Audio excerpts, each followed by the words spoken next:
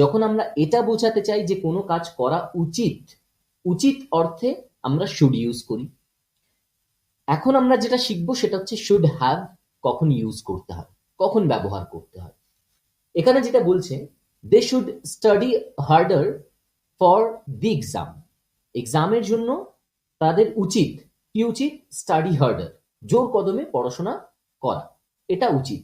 Okay, should have এর ক্ষেত্রে আমরা যেটা দেখতে পাচ্ছি, they should have studied harder, তাদের পড়াশোনা জোর কদমে করা উচিত ছিল। দে ডিডন্ট ডু ওয়েল, তারা দেখো আজকে পরীক্ষায় ভালো রেজাল্ট করেনি। দে ডিডন্ট ডু ওয়েল, তার কারণ হচ্ছে যে এটার যে অ্যাকচুয়াল মানে দাঁড়াচ্ছে সেটা হচ্ছে যে তাদের পড়াশোনা করা উচিত ছিল অথচ তারা করেনি। ওকে, সো কি বলছে? They should have studied harder, তাদের জোর কদমে পড়াশোনা করা উচিত ছিল। দে ডিডন্ট ডু ওয়েল, যেহেতু করেনি তাই দেখো তারা আজকে ভালো রেজাল্টও করেনি। They didn't do well. এখানে যেটা আমাদেরকে মনে রাখতে হবে সেটা হচ্ছে শুড হ্যাভ, এটা বলার পরেই আমাদের ভার্বের থার্ড ফর্মটা ইউজ করতে হবে। He should learn how to cook, how to cook, কিভাবে রান্না করতে হয়। হি শুড লার্ন, তার শেখা উচিত, এইটুকুই। ওকে, কিন্তু এখানে যেটা বলছে হি শুড হ্যাভ লার্নড, ওকে, ভার্বের থার্ড ফর্ম আসলো হ্যাভের পর। হি শুড হ্যাভ লার্নড, তার শেখা উচিত ছিল হাউ টু কুক, কিভাবে রান্না করতে হয়। নাও হি ইজ স্ট্রাগলিং, যেহেতু সে শেখেনি আজকে সে স্ট্রাগল করছে।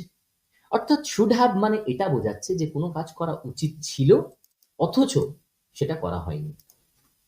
ওকে, নেক্সট এক্সাম্পলটা দেখো, হি শুড সেভ সাম মানি, ওকে, তার কিছু টাকা জমানো উচিত।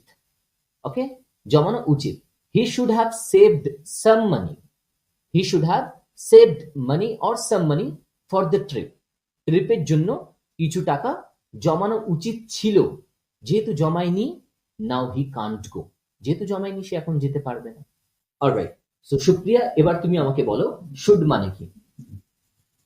শুড মানে হলো কোনো কাজ করা উচিত। রাইট, এবং শুড হ্যাভ মানে কি?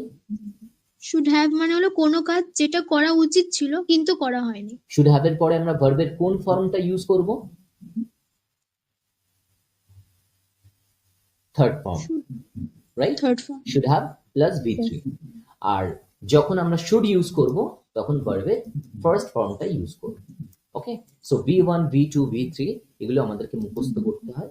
সো এগুলো আমরা টেন্সের সময় আরো ভালোভাবে করব।